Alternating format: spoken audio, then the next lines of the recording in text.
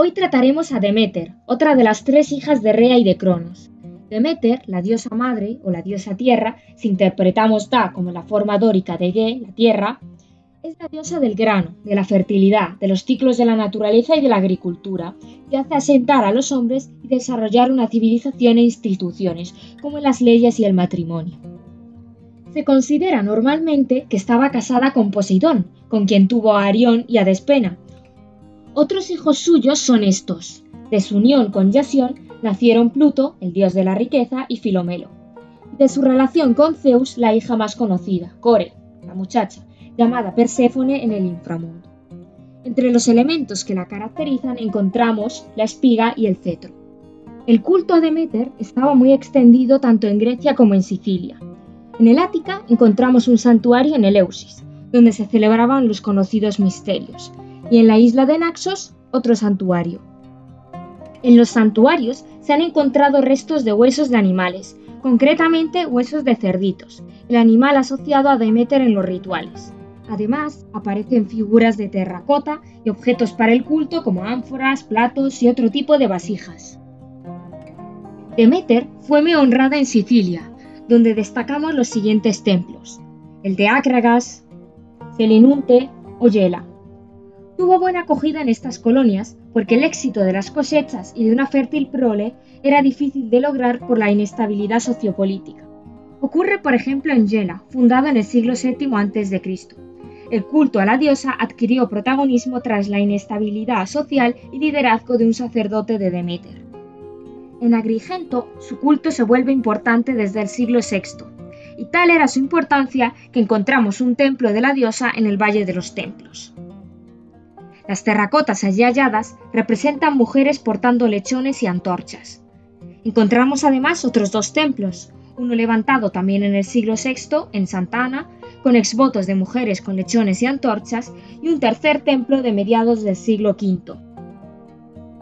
Las tesmoforias son el festival más generalizado del culto a Deméter, y solo lo celebraban las mujeres de la comunidad, los hombres no eran aceptados.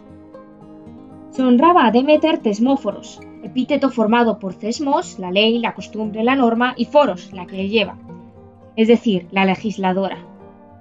La duración del festival variaba según el lugar. En Atenas, Abdera y en Esparta duraban 3 días, pero en Siracusa 10. Pero veamos cómo se celebraba en Atenas. Durante el primer día, las mujeres iban en procesión al Tesmoforion, el templo de Deméter, portando objetos de culto, alimento, herramientas y cerditos vivos. Desde lo alto los arrojaban a un abismo que simbolizaba el descenso de Core al inframundo. En Agrigento se ha encontrado un altar circular con una apertura en el centro, por donde podrían haberlos arrojado. El segundo día, conocido como Nesteia, el ayuno, permanecen tristes y aisladas como Deméter, pues lloran la pérdida de la hija. El tercer día, el Caligeneia, se celebraba un sacrificio y un banquete por la vuelta de Core junto a su madre, simbolizado en el festival con la recogida de los cerditos arrojados. Así, se buscaba asegurar la fertilidad en las mujeres y en los campos. La iscrología, esto es, las burlas obscenas, y la sangre, simbolizado en el fruto de la granada, estaban muy presentes. Los misterios eleusinos son la manifestación religiosa más famosa del culto de Deméter y de Perséfone. Los misterios menores se celebraban en febrero y los grandes misterios en septiembre, coincidiendo con la recogida de las cosechas. Por ese motivo, se ha conjeturado que estaban relacionados con la fertilidad humana y agrícola. Eleusis era donde se celebraban porque, según el mito, Deméter se detuvo ahí en su búsqueda de Perséfone. Su hija había sido raptada por Hades, hermano de Deméter y tío de Core, mientras jugaba y recogía flores con las hijas de Océano. Nadie excepto Hécate y Helio la escucharon.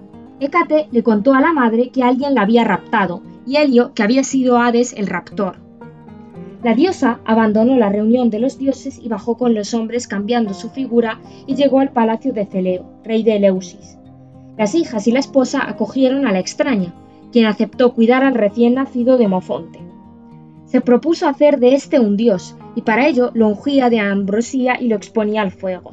Pero un día la madre lo descubrió y frustró los planes divinos. Deméter se rebeló entonces como diosa y ordenó que le levantaran un templo donde le rindieran culto. Péleo ordenó bajo ese mandato su construcción. Deméter permanecía sentada dentro del santuario en la roca sin vida, llorando a su hija durante un año, en el que no creció ningún fruto y la tierra permaneció estéril.